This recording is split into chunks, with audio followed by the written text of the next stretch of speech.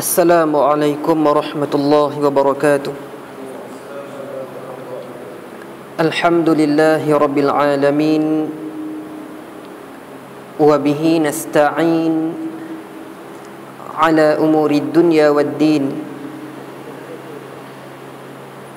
Ashhadu an la ilaha illallah wahdahu la syarika lah, wa ashhadu anna Muhammadan abduhu wa rasuluh.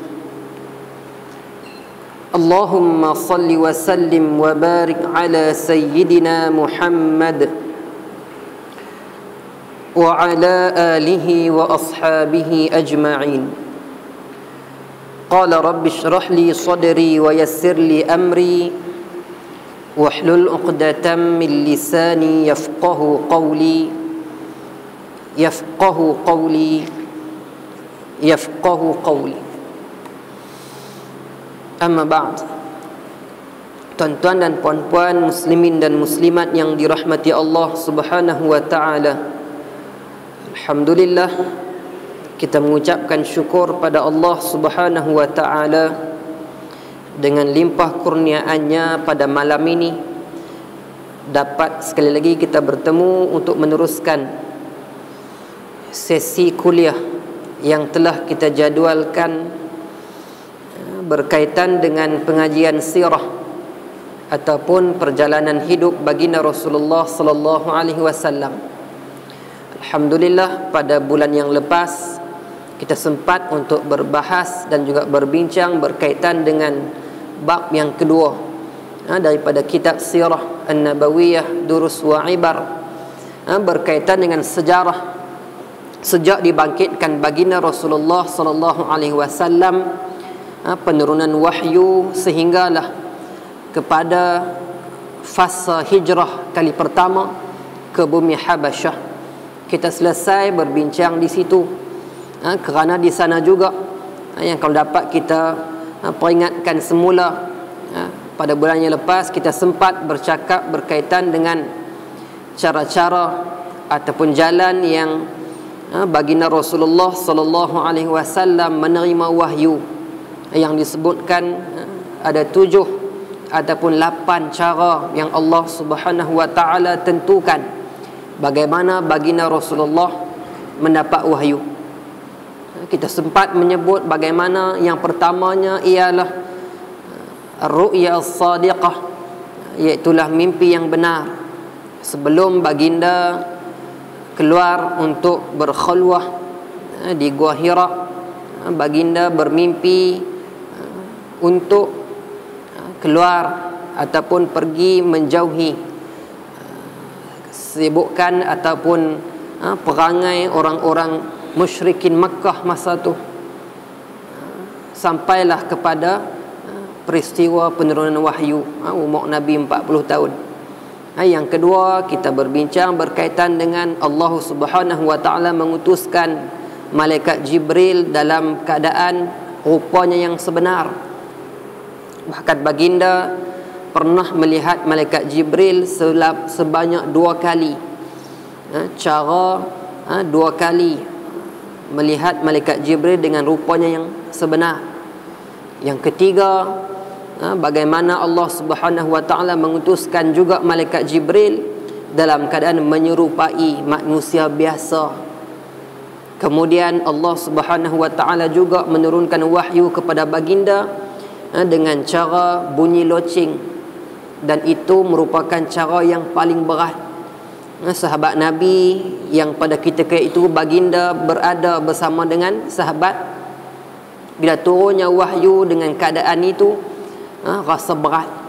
Bahkan kalau baginda sedang menunggang pun, unta baginda sendiri pun akan duduk, kerana beratnya cara menerima wahyu dengan cara loceng. Kenapa Allah Subhanahu wa taala menurunkan wahyu pada baginda secara beransur-ansur, sedangkan pada kali pertama daripada Luh al-Mahfuz ke Baitul Izzah Allah turunkan secara sekaligus. Allah Subhanahu wa taala Tuhan yang Maha mengetahui, bahkan Al-Quran itu telah pun turun secara sekaligus daripada Luh al-Mahfuz ke Baitul Izzah. sekaligus. Allah dah tahu dah apa akan berlaku kepada masyarakat, pada umat Nabi Muhammad sallallahu alaihi wasallam. Dalam Al-Quran sudah ada jawapan kepada pertanyaan-pertanyaan umat. Di antaranya disebut rahsia ataupun hikmah penurunan Al-Quran secara beransur-ansur. Yang pertama disebutkan litasliyah, untuk memberi keseronokan kepada baginda Rasulullah. Ketika mana baginda merindui wahyu, ketika baginda menunggu-nunggu wahyu, Allah hantar malaikat turunkan wahyu, seronok Rasulullah.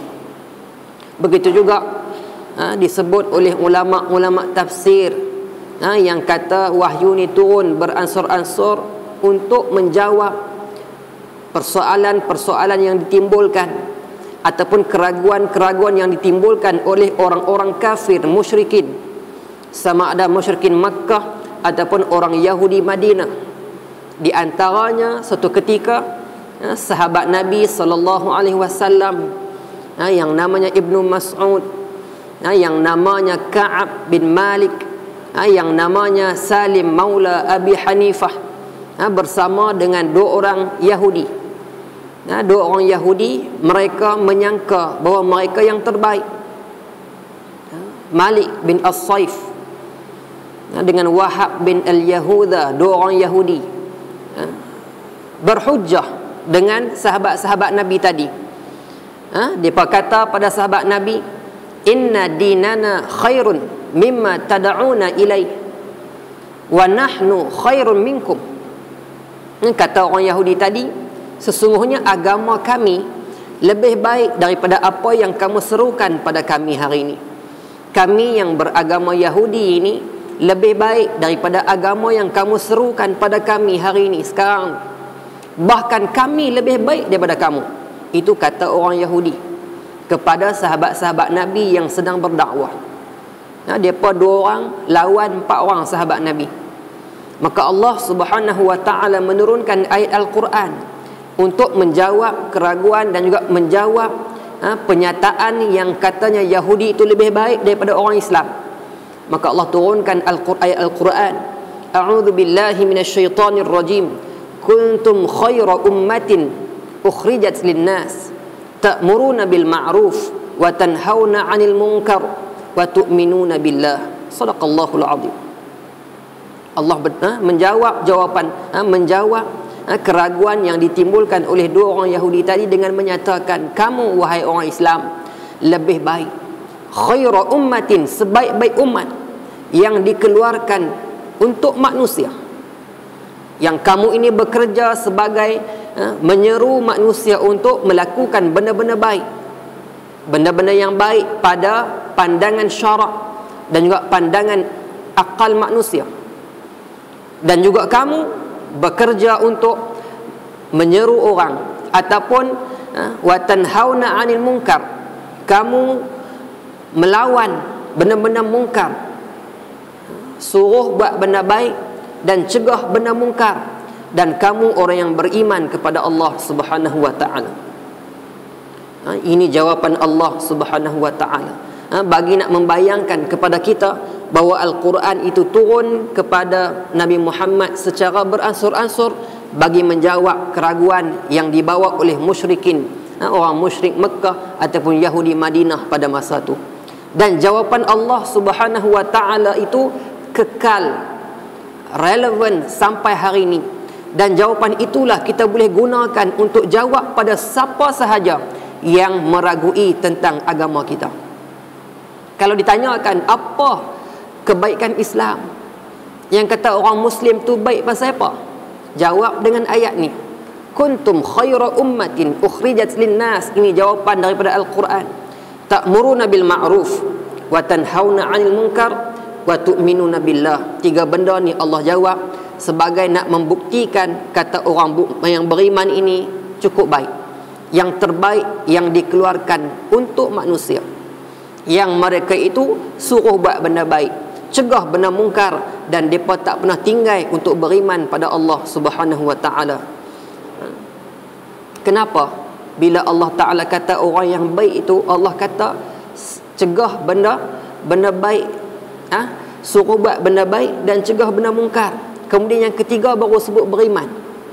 Beriman duk nombor 3. Sedangkan jawapan biasa mestilah kita kena ingat, nak buat benda baik, nak cegah benda mungkar, kena beriman dulu, baru dikira dapat pahala. Lagi tak beriman, buat benda baik tak mana pun Tuhan tak kira. Tapi dalam ayat ini Allah mulakan buat benda baik, suruh orang buat benda baik dan cegah benda mungkar dulu. Kemudian baru Allah sebut beriman kepada Allah Subhanahu wa taala. Apa rahsia? Disebut dalam tafsir Al-Munir.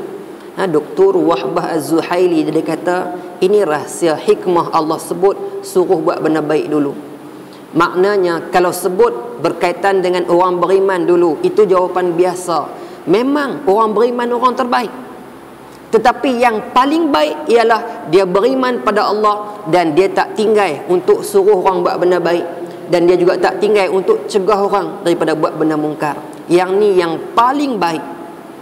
Yang beriman tu memang baik, tapi dia kena ada value added, nilai tambah kepada iman dia, ialah suruh orang buat benda baik dan cegah benda mungkar. Yang ni lah yang the best.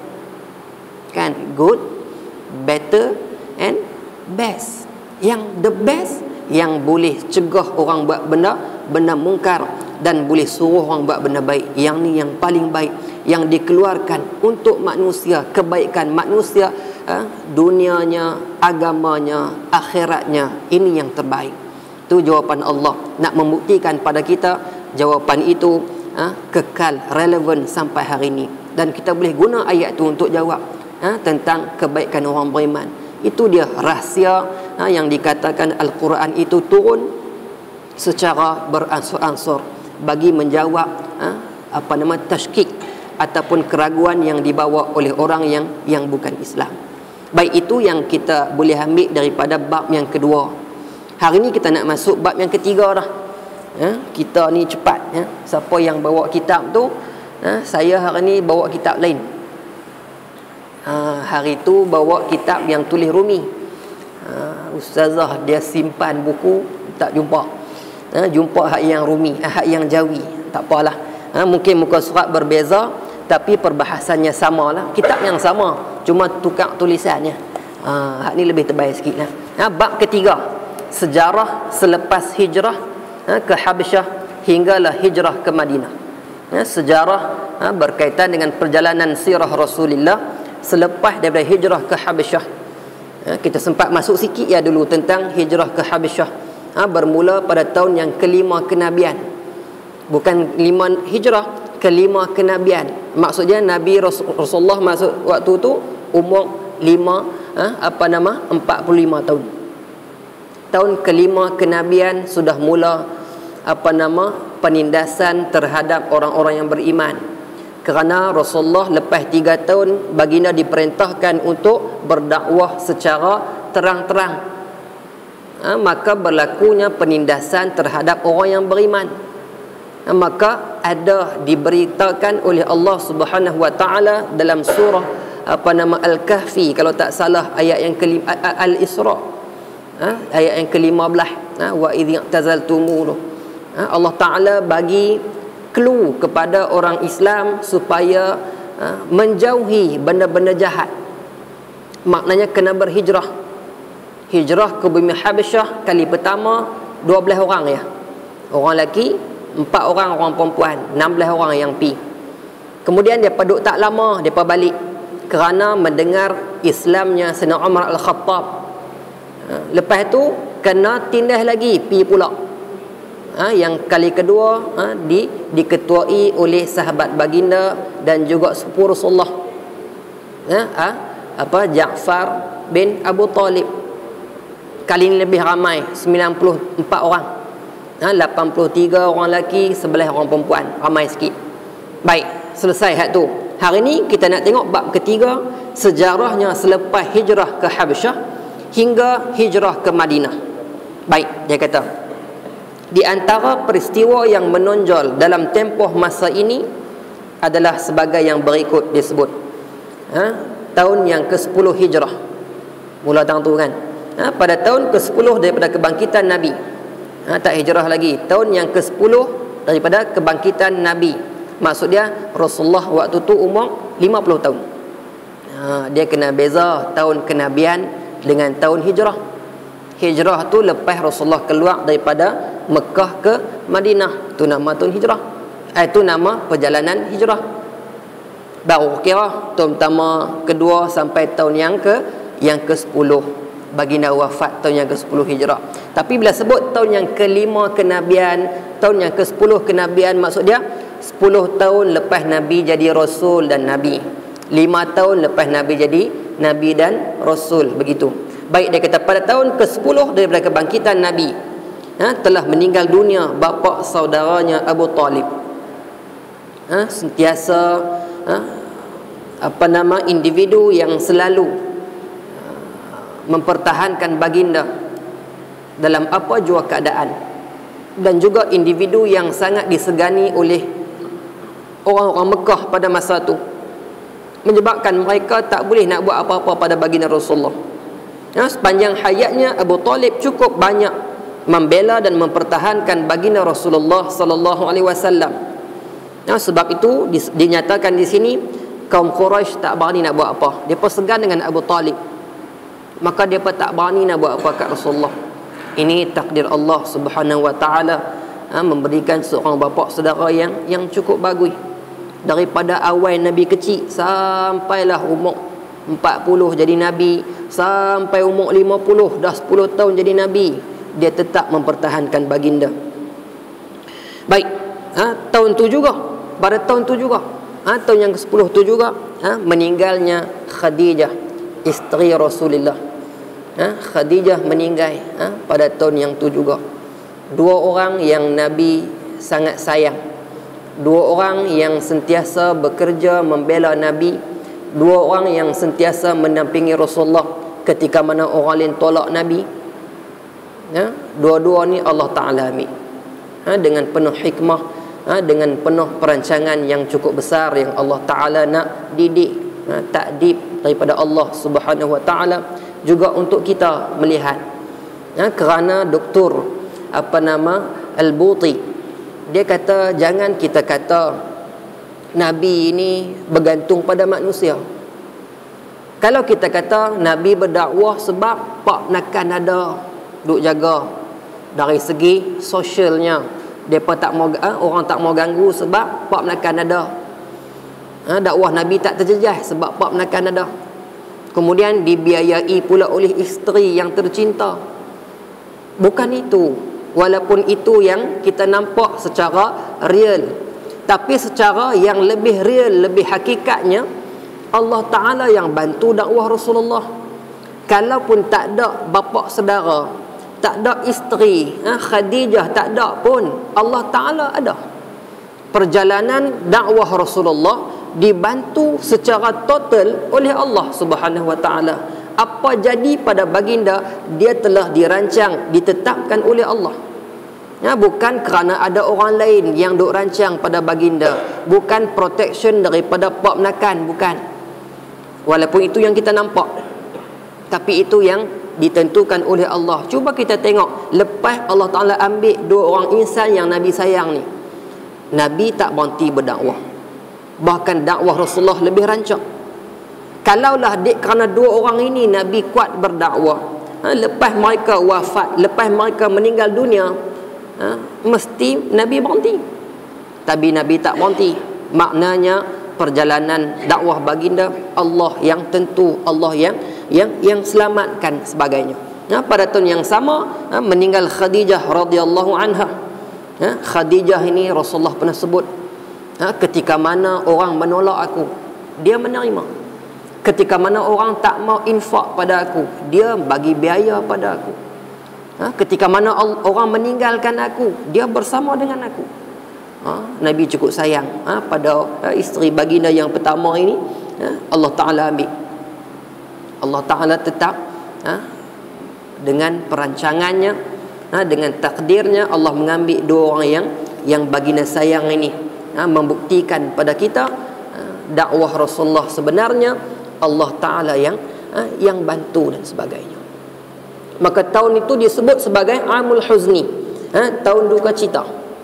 Tahun duka cita kepada baginda Rasulullah, tapi bukan sepanjang tahun Nabi nak duka cita. Kematian dua orang yang Nabi sayang ini tidak melumpuhkan dakwah baginda, bahkan berterusan walaupun cabarannya lebih hebat. Cabarannya lebih hebat. Baik, kita tengok. Setelah kematian bapa saudara baginda Abu Talib dan isterinya Khadijah, maka bertambah ganai. Lebih galak orang-orang musyrikin Makkah ini nak membantai, nak menindas orang-orang Islam. Mereka duit banyak. Kebanyakan yang masuk Islam masa tu orang-orang susah. Walaupun ada yang kaya, Abu Bakar As-Siddiq masuk Islam, orang kaya. Uthman bin Affan, orang kaya. Tapi yang banyak laginya yang tak apa kaya. Maka macam-macam helah yang dibuat oleh orang-orang bukan Islam ini, orang musyrikin. Dia umpan macam-macam. Kita dah bincang sebelum ni. Ada yang tindas dari segi fizikal, ada yang tindas dari segi mental. Mak tak mau mengaku anak, mak tak mau makan, mak nak bagi mati supaya anak malu kerana mak mati, kerana anak tak mau ikut kata. Itu mental, penindasan. Tapi anak yang kuat agama dia tak kira. Mak yang suruh keluar daripada Islam, dengan nak terima Islam, dia lebih terima Islam daripada mak dia. Akhirnya mak tu give up lagu tu ya. Akhirnya mak give up, anak terus dengan agama. Itu selesai. Baik, maknanya bertambah ganas. Lalu baginda meninggalkan Makkah, pergi ke Taif, mencari mad'u yang lain. Dengan perintah Allah, wahyu yang diberikan oleh Allah, baginda keluar. Kerana dalam kota Makkah itu sendiri berlaku penindasan, baginda pergi mencari mad'u yang lain. Bukan kerana benci pada mereka, tetapi sebagai persediaan. Juga di Taif tidak diterima, bahkan dihina, menggunakan kanak-kanak dan sebagainya. Nabi dilempak dengan batu sampai berdarah. Sehingga malaikat sendiri pun turun minta pada Nabi, apa yang Tuan nak aku buat pada mereka ni. Maka Nabi kata tak perlu buat apa kat mereka. Mudah-mudahan Allah Ta'ala bagi petunjuk pada mereka. Kalau hari ni mak bapak yang ada pada hari ni tak mau beriman pada Allah, mungkin anak dan ataupun cucu mereka, keturunan yang lahir daripada mereka yang kufur hari ni, akan ada yang beriman pada Allah. Itu satu pandangan yang jauh daripada Nabi. Nabi tak tengok hak sekarang. Masa ni mereka lawan, habis dah. Nabi nampak lawan hari ni mak bapak mereka. Yang anak-anak, yang cucu lepas ni, mereka mungkin beriman pada Allah. Dan itu diperkenankan oleh Allah. Tahun ke-8 Hijrah, orang Taif beriman pada Allah. Tahun 8 Hijrah, orang Taif beriman pada Allah Subhanahu wa ta'ala. Masya Allah. Tu pandangan jauh Nabi Muhammad sallallahu alaihi wasallam. Akan tetapi malangnya mereka menolak dengan cara yang biadab. Baginda dilontar anak-anak batu sehingga mengalir darah daripada kedua belah kaki. Itu cerita. Itu cerita berkaitan dengan dakwah di bumi Taif. Akhirnya pulanglah Rasulullah daripada Taif dengan perasaan hampa. Kerana tiada satu golongan pun yang menyambut baik dakwah baginda sallallahu alaihi wasallam kecuali seorang hamba saja, iaitu Utbah. Hamba kepada Utbah dan Syaibah. Utbah dan Syaibah ni cerita dia panjang sampai perang Badar, nama dia itu ada. Tapi cerita depa dua orang ni berhenti dekat tu. Sebab apa? Di Badar lah depa kalah. Depa mati. Yang ajak lawan one by one tu Utbah, Syaibah dan anak dia Al-Walid. Utbah, Syaibah dan Al-Walid. Tiga orang ni ajak lawan one by one. Sebelum meletusnya perang Badar hak besar tu, depa ajak lawan dulu. Tapi sebelum peristiwa itu, ada seorang hamba depa, Utbah dan Syaibah ini ada ladang anggur. Nabi berteduh di dalam kebun anggur depa ni, menyebabkan timbul rasa kasihan kepada seorang hamba mereka ni, bagi makan dan sebagainya. Akhirnya dia masuk Islam. hamba mereka ni masuk Islam, tapi Tuan tak masuk Islam. Tuan tetap lawan sampai mereka kalah di bumi, di medan Badar. Baik. Kemudian pada tahun itu juga, sebelum berhijrah ke bumi Madinah, baginda juga Allah Ta'ala nak menghilangkan duka cita baginda. Sebab baginda berada pada tahun duka cita, Allah Subhanahu Wa Ta'ala menjemput baginda dalam peristiwa Isra' dan juga Mi'raj. Baik, kita baca bab yang kelima. Berlakunya peristiwa Isra' dan Mi'raj sebagai salah satu mukjizat. Maknanya daripada fasa hijrah ke Habasyah, sebelum hijrah ke Madinah tu ada ada 7 ke 8 tahun itu berlaku macam-macam. Pada akhir-akhir itu, tahun yang ke-10, memang satu dugaan yang cukup besar, kematian 2 orang yang Nabi sayang. Kemudian Allah Ta'ala panggil Nabi, jemput baginda untuk satu perjalanan yang cukup ta'ajub, yang siapa pun tak boleh buat sampai hari ini. Tak ada orang boleh buat. Dengan kecepatannya, dengan kehebatannya, peristiwa Isra' dan Mi'raj sebagai mukjizat. Para ahli sejarah tidak sepakat kata dalam menentukan tarikh sebenar berlakunya peristiwa ini. Maka tak perlu kita nak bahas. Ada yang kata 27 Rejab lah, ada yang kata awal lagi, ada yang kata dan sebagainya. Maka tak perlu kita nak panjangkan benda tu, sebab yang penting perkara tu berlaku. Bila ikutlah pendapat yang mana, kan, yang kita selalu ni kita duk kata 27 Rejab lah. Kan, kita duk ingat lagu tu, tak apalah. Kita pakai hak mana, tak ada masalah. Baik, tetapi perjalanan itu bukan perjalanan roh, tapi perjalanan roh dan jasad baginda. Perjalanan roh dan jasad Rasulullah, dua-dua sekali. Bukan kata Nabi pi dalam mimpi ataupun pi roh saja, ada roh dan jasad. Dua-dua itu naik, dipanggil untuk bertemu dengan Allah Subhanahu Wa Ta'ala di Sidrah Al-Muntaha, ditemani oleh malaikat Jibril alaihi salam. Walaupun Jibril tak boleh nak sampai kepada Sidrah Al-Muntaha, Nabi seorang yang boleh sampai. Baik, pada malam terjadinya peristiwa Isra' dan Mi'raj inilah diwajibkan solat sembahyang 5 waktu ke atas setiap orang Islam, sama ada orang lelaki maupun perempuan yang sudah baligh dan juga berakal. Satu peristiwa yang mana salah satunya kefarduan yang Allah sendiri panggil Nabi, berbanding dengan kefarduan yang lain. Puasa, haji, zakat itu melalui perantaraan malaikat Jibril, tapi solat Allah sendiri panggil Nabi Muhammad, dan Allah Ta'ala turunkan perintah itu kepada Nabi Muhammad sendiri tanpa ada perantaraan malaikat. Maknanya spesialnya solat diambil daripada terus secara live daripada Allah Subhanahu Wa Ta'ala tanpa ada perantaraan. Makna besar semayang ni, bukan benda biasa yang kita dah buat sehari 5 waktu ni. Kadang-kadang buat dalam keadaan cuai, buat dalam keadaan lalai, buat dalam keadaan tak suka. Tapi dia ni perlu dia rasai benda cukup besar. Yang kita dah buat ni benda besar, bukan benda kecil. Nabi buat, sahabat-sahabat buat. Bahkan ada sahabat yang meninggal ketika mana tengah semayang. Umar Al-Khattab meninggal tengah semayang. Kan, Quran yang kita baca bukan Quran biasa, Quran yang hebat. Sahabat meninggal ketika mana baca Quran pun ada. Uthman bin Affan meninggal ketika mana baca Quran. Maknanya benda besar ni Nabi tinggal pada kita, bukan benda yang biasa.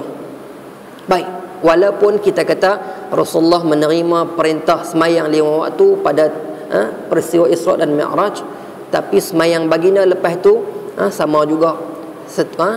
Kemudian diajarkan oleh malaikat cara nak semayang, hak kata 5 waktu ni, bila masuk waktu maghrib, bila masuk waktu subuh, bila masuk waktu isyak dan sebagainya. Malaikat mengajar Nabi sampai Nabi boleh buat dan ajak pada orang lain.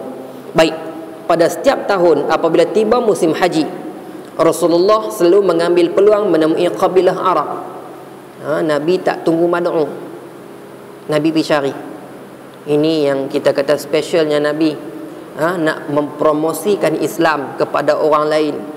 Dia tak tunggu ramai, tapi baginda sendiri keluar pergi promosi. Islam yang cukup indah itu dipromosikan oleh Nabi dengan cara yang indah. Bukan duduk saja, tapi keluar bertemu dengan orang-orang yang nak mai buat haji ke bumi Makkah. Baginda menyeru mereka kepada Islam dan meninggalkan penyembahan berhala yang mereka lakukan selama ini. Baik, sewaktu baginda sedang berada dalam Jamratul Aqabah untuk melontar, tiba-tiba bertemu dengan serombongan orang daripada suku Al-Aus dan juga Al-Khazraj. Mereka ni siapa? Al-Aus dan Al-Khazraj. Ini orang Madinah. Masa tu tak panggil Madinah lagi. Masa tu dikenali sebagai Yathrib. Dan kebanyakan daripada mereka ini banyak berketurunan daripada orang Yaman. Orang Yaman ni, bahkan Nabi pernah sebut, atakum ahlul Yaman, kamu telah didatangi oleh orang Yaman, yang mereka ini sangat special. Apa special mereka ni yang kata orang Yaman ni?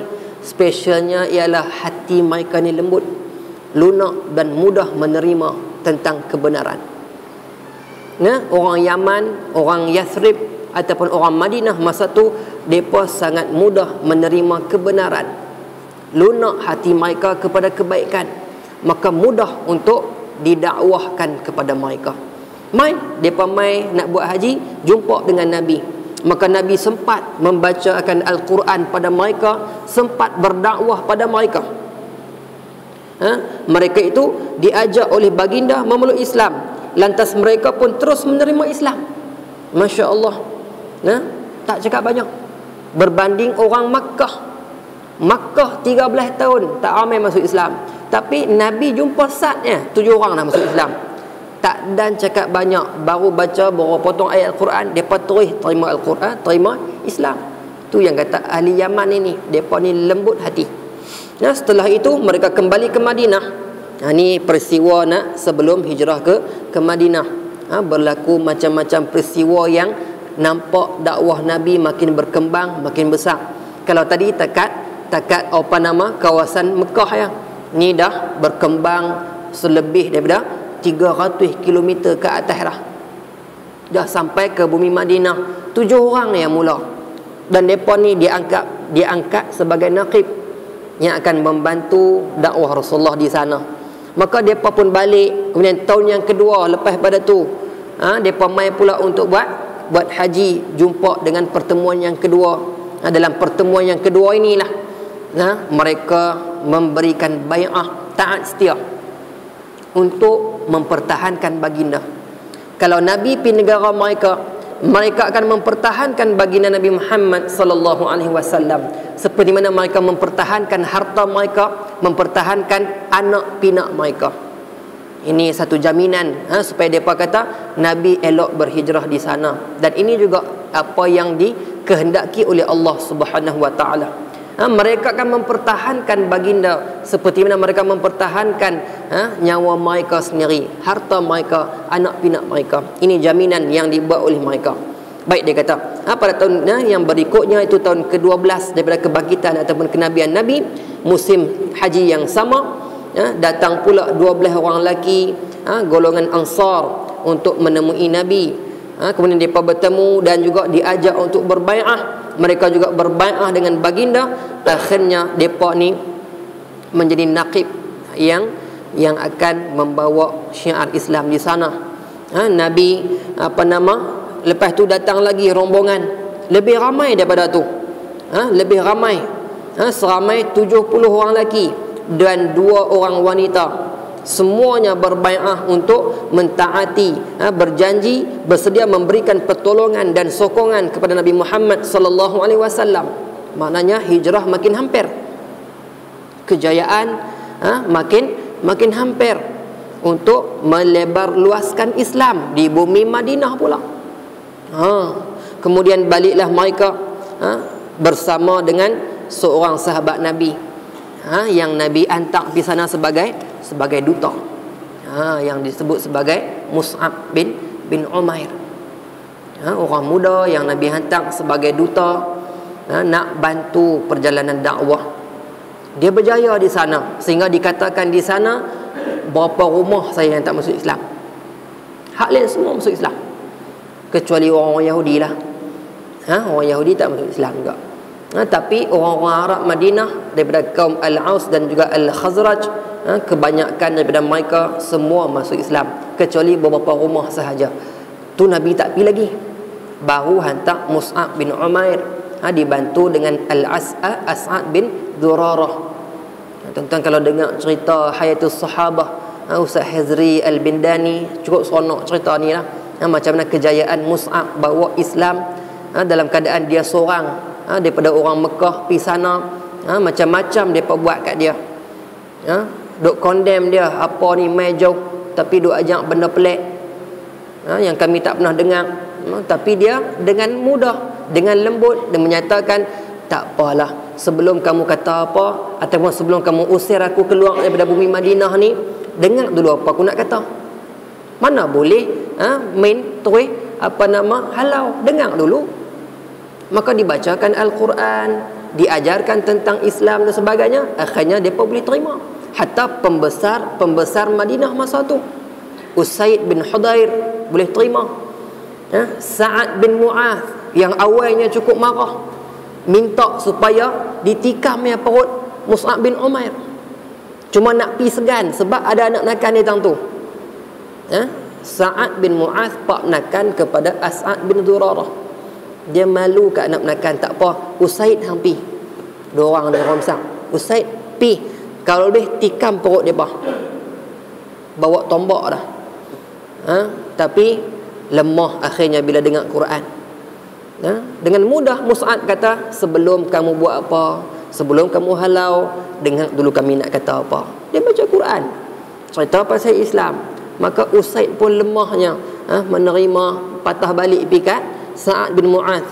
Cerita tak boleh, dia pun ni orang baik. Akhirnya dua-dua masuk Islam.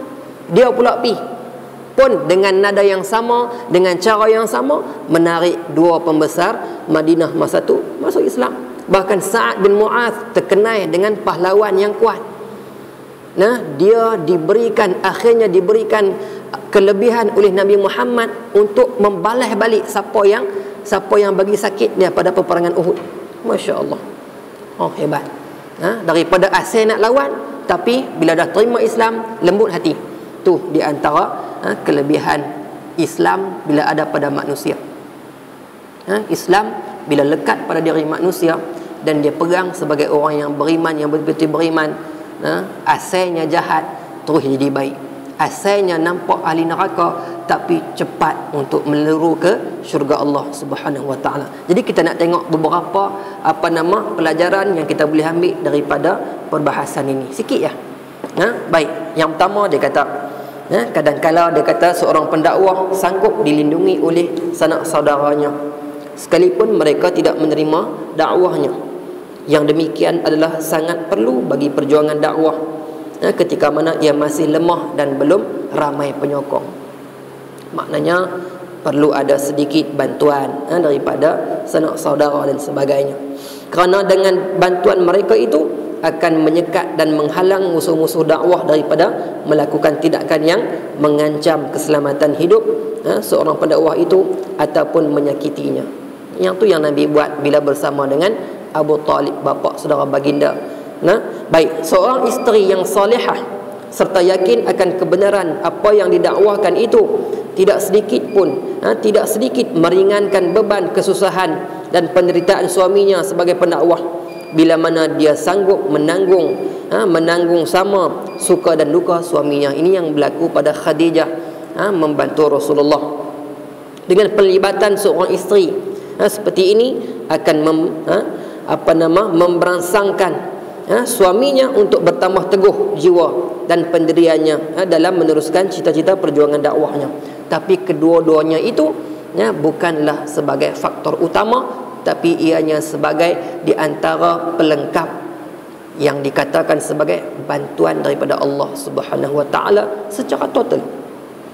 Baik, perasaan duka cita disebabkan oleh kehilangan sanak saudara yang membela perjuangan dakwah sekalipun dia tidak beriman, dan kesedihan kerana kehilangan seorang isteri yang mukminah lagi jujur adalah merupakan perasaan sedih yang timbul dari sikap tulus ikhlas dalam melaksanakan dakwah, sekaligus merupakan tanda penghargaan seorang pendakwah kepada seseorang isteri misali yang sanggup berkorban demi kepentingan yang sama.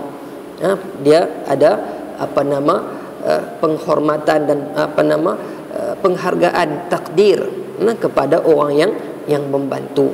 Ini memang banyaklah dakwah siapa pun hari ini, bantuan itu cukup banyak dan cukup diperlukan oleh seorang pendakwah siapa pun lagu itulah.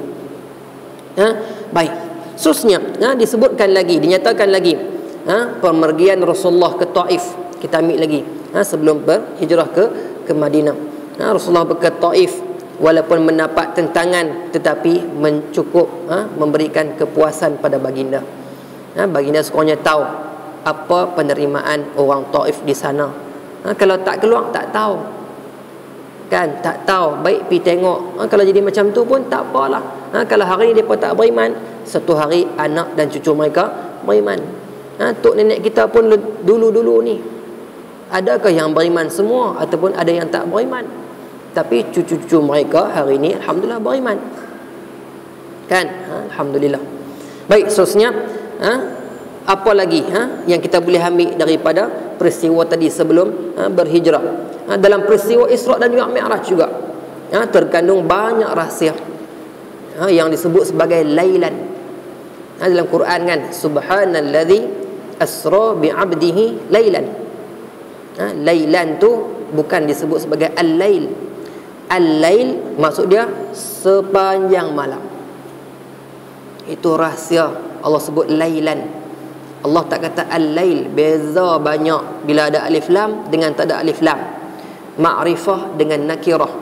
Al-lail maksud dia sepanjang malam.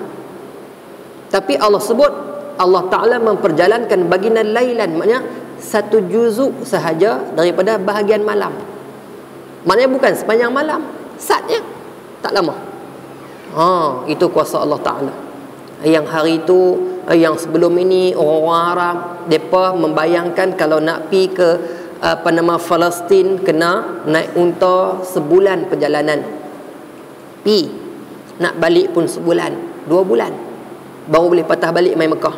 Mekah shoot pi Palestin sebulan. Palestin patah balik mai Mekah 2 bulan. Tapi Nabi pi tak sampai pun 1 malam. Lailan, 1 juzuk sahaja pada bahagian malam. Rahsia yang cukup besar, menandakan kehebatan Allah Ta'ala dan juga menunjukkan pada baginda siapa dia yang beriman, yang kuat iman dia. Ada yang tak percaya kata Nabi Muhammad ni gila. Yang beriman pun ada yang hampir-hampir gugur iman. Yang tak beriman lebih kuat menggelakkan baginda, kata Nabi dah gila. Mana boleh pergi Palestin tak sampai semalam, balik mai pula cerita kat kita. Tapi Allah tak biar begitu pada Nabi terus dihina. Maka Allah Ta'ala menunjukkan pada baginda sifat Masjid Al-Aqsa itu, sehingga Nabi boleh cerita balik apa yang baginda nampak, apa yang Nabi boleh kira berapa tiang yang ada pada Masjid Aqsa tu. Dan Nabi kata saat lagi akan balik mai satu rombongan daripada sana, kamu tanyalah depa lagu mana. Dan jawapan Nabi tu cukup benar, baru orang percaya lah. Yang tak beriman tetap tak beriman, duk gelak juga. Tapi yang beriman kembali yakin bahawa ini benar daripada Nabi Muhammad sallallahu alaihi wasallam. Sayyidina Umar Abu Bakar As-Siddiq, sebelum tu dikenal sebagai Abdullah bin Quhafah. Lepas peristiwa tu baginda dikenali sebagai Abu Bakar As-Siddiq. Dia kata lau qala dzalik, kalau yang kata tu Nabi Muhammad, faqad sadaq, dia memang benar. Walau qala ab'ad min dzalik, kalau dia kata jauh daripada tu pun, la usaddiquh, aku pasti akan mempercayainya. Sebab yang kata ni Nabi Muhammad, dia tak mohong. Kalau yang kata ni Abu Lahab memang mohong. Kalau yang kata ni orang lain memang mohong. Tapi yang kata ni Muhammad, dia tak pernah mohong orang. Aku percaya. Kalau dia kata lebih jauh pada tu, yang dia kata ni Palestin, kalau jauh pada tu pun aku tetap percaya. Lepas tu orang panggil dia Abu Bakar As-Siddiq, yang mempercayai kabar berita daripada langit dan juga bumi. Masya Allah. Kesenang nak jumpa orang yang macam tu. Ini ujian besar di saat orang tak percaya. Sampai hari ni lah kawan kita balik cerita, kan, aku dah pi dah apa nama Lautan Hindi dalam masa 1 saat ni. Yang depa duk cari ni, aku pi dah 1 saat aku balik mai. Tu tak dia percayalah, tu mohon Tok Bomo Tropong pun tak boleh jumpa. Dia kata Tok tak boleh buat apa kan. Tok nak tahan jatuh juga, dia kata tu semua tu mohon. Siapa yang pi ikut dia minta maaf lah, tu sadut ikutlah orang lagu tu. Merapu banyak. Niat tu baik nak tolong, tapi tolong pelingkup, tolong pemalu bangsa sendiri, tolong perosak nama baik negara. Jangan. Tak maaf lah Tok minta maaf banyak-banyak, tapi salah lah Tok buat begitu. Kan Islam tak suruh. Kita ni tolong perbetul dia. Tolong perbetul dia, takut dia orang Islam kita juga tu. Kesian kat dia. Apalah. Makna rahsia yang cukup besar dalam peristiwa Isra' dan Mi'raj. Kemudian seterusnya berkaitan dengan dakwah Rasulullah sendiri. Baginda tak duduk saja. Baginda mencari mad'u. Bukan duduk saja. Keluar pergi cari. Nak tunggu depa mai, mungkin ada yang mai. Yang mai pun ada. Tuan-tuan cerita pasal Abu Dzar Al-Ghifari. Dia dengar cerita pasal Nabi Muhammad, tapi dia tak tahu siapa dia. Dia hantar kawan dia pergi dengar cerita. Kawan balik cerita, dia dengar tak puas hati, dia sendiri pergi cari. Itu orang yang cari hidayah. Salman Al-Farisi, orang yang mencari hidayah. Tapi tak ramai yang buat lagu tu. Maka Nabi keluar cari mad'u yang lain. Sehingga baginda bertemu dengan orang-orang daripada Madinah. Dan ini titik permulaan kejayaan kepada dakwah di bumi Madinah, yang akhirnya membawa kepada peristiwa hijrah ke sana. Tu sampai titik kita tahu ni lah. Nak bagi tahu maknanya Allah atok satu daripada daripada kepayahan, kemudian sedih pula, sedih lagi bila tak diterima di Taif. Allah angkat ke Isra' dan Mi'raj, kembali gembira. Balik itu pula orang gelak pula, maka cabaran lagi. Kemudian dakwah mula diterima di orang Madinah, dan akhirnya membawa kepada bai'ah, taat setia kepada baginda untuk mempertahankan baginda di bumi Madinah. Lepas itulah baru kita akan masuk pada tajuk yang keempat bulan depan lah. Semenjak Nabi hijrah hingga menetap di Madinah. Minta maaf lah, saya tak boleh nak tunggu lama. Ada kawan minta tolong ganti saat lagi. Ada perjumpaan di Pusat Seribu. Jadi kita akan sambung baliklah pada bulan depan. Minta maaf lah. Jadi saya sebut dah, kita akan bersambung semula pada bab yang keempat, berkenaan dengan semenjak Nabi hijrah hinggalah menetap di Madinah. Selesai kita bincang berkenaan dengan daripada hijrah ke Habasyah sampailah titik permulaan mendapat clue ataupun mendapat arahan daripada Allah Ta'ala untuk berhijrah ke bumi Madinah. Jadi kesimpulan dia nak beritahu kat kita, Islam yang mai kat kita pada hari ini, dia bukan mai secara mudah, senang ya tentu sampai kita dak. Melalui darah Nabi dan sahabatnya, melalui nyawa sahabat-sahabat yang cukup banyak berjuang, melalui infak ataupun kewangan yang dibiayai oleh sahabat-sahabat dalam peperangan. Isteri baginda sendiri Khadijah bantu perjuangan baginda dengan pembiayaannya. Maknanya bukan main senang. Perlu kepada pengorbanan diri, harta, nyawa, darah, mental, fizikal, Masya Allah, sampai kat kita. Sampai kat kita hari ni. Bila sampai kat kita hari ni, alhamdulillah, syukur banyak-banyak. Kita dapat menerima agama ni. Kalau kita tak terima agama ni, apa jadi kat kita?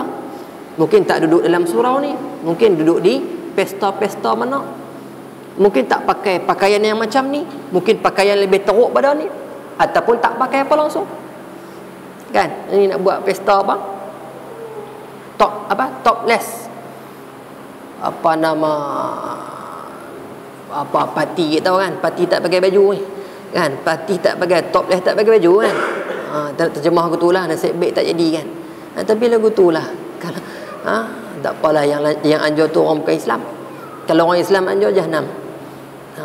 Tu beza orang Islam dengan orang bukan Islam. Mereka nak seronok ya.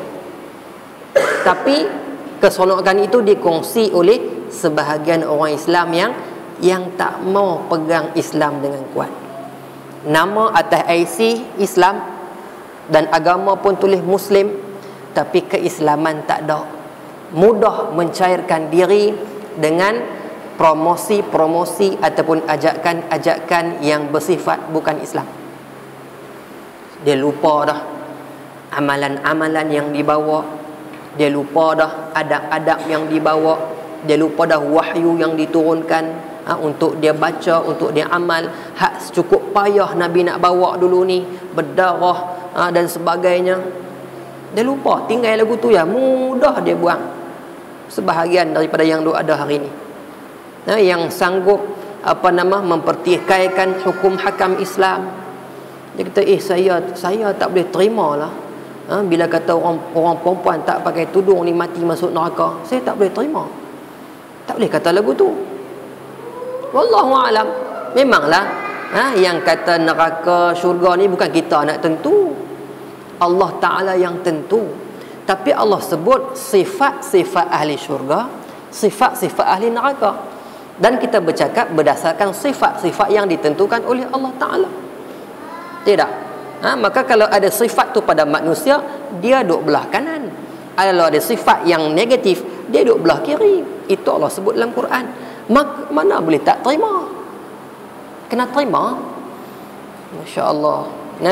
Mungkin cakap sebab nak tutup malu, mungkin kerana kejahilan sendiri, kerana nak tutup malu dan sebagainya, nak cover lah. Tapi cover tu biarlah berpadan dengan syariat. Ngaji dulu elok. Kemewahan yang Tuhan bagi, jangan tinggal mengaji. Lagi mewah Tuhan bagi, lagi dekat diri pada Allah, lagi tu Tuhan sayang. Tapi lagi mewah Tuhan bagi, lagi lupa pada Allah Ta'ala, siapa pun tak boleh bantu nanti. Duit yang banyak ada, tak boleh bantu. Idea yang pandai hari ni tak boleh bantu nak keluar daripada balasan Allah Subhanahu wa Ta'ala. Inna azab rabbihim ghayra ma'mun. Azab Tuhan mereka, Tuhan kita ni, siapa pun tak boleh rasa aman dengan dia. Hak duit banyak, hak ada idea, hak yang macam-macam lah, semua tu tak berguna dah. Kalau di dunia tak ikut apa yang Tuhan suruh. Beratnya agama ni, yang Nabi bawa mai kat kita, tiba-tiba senang nak buang, senang nak petikai. Ini yang berlaku pada sebahagian, bukan semua, tapi sebilangan mereka yang tak mau nak tunduk pada perintah Allah Subhanahu wa Ta'ala. Yang tu yang kita kesalkan. Jadi saya ingat takat tu dululah untuk sedikit ya perbincangan kita pada hari ini. Tak boleh lajak lah, patut kita lajak pukul 9 cantik lah. Tapi saya kena ada di sana pukul 9.20. Memang tak boleh ada jugalah 9.20 kan. Tak apalah, kurangnya kita usaha. Jadi kita akan sambung pada bab yang keempat, berkaitan dengan semenjak Nabi hijrah hingga menetap di Madinah. InsyaAllah tak ada arai apa, kita bertemu semula pada bulan hadapan insyaAllah. Jadi takat tu dulu. Yang baik dari Allah Subhanahu wa Ta'ala, yang lemah, yang kurang, saya minta ampun dari Allah Subhanahu wa Ta'ala. Astaghfirullahalazim, astaghfirullahalazim, astaghfirullahalazim. Saya minta maaf kepada tuan-tuan dan puan sekalian. Kalau apa yang saya sampaikan ni banyak tak kena, tuan-tuan boleh tegur sama-sama, insya-Allah. A'udzu billahi minasyaitonir rajim. Bismillahirrahmanirrahim. Alhamdulillahirabbil alamin. Wassalatu wassalamu ala sayyidil mursalin wa ala alihi wa ashabihi ajma'in. Allahumma anfa'na bima 'allamtana wa 'allimna ma yanfa'una. Ya Allah, ya Tuhan kami mohon padamu ya Allah, berilah manfaat di atas apa yang telah Engkau ajarkan kepada kami. Juga kami mohon padamu ya Allah, ajarkanlah kepada kami apa saja yang beri manfaat kepada kami dunia sampai akhirat. Rabbana atina fid dunya hasanah wa fil akhirati hasanatan wa qina 'adzaban nar. Wa sallallahu wa sallama ala sayyidina Muhammadin wa ala alihi wa ashabihi ajma'in. Walhamdulillahirabbil alamin. Aqulu qawli hadha wastaghfirullah li wa lakum. Wassalamu alaikum warahmatullahi wabarakatuh.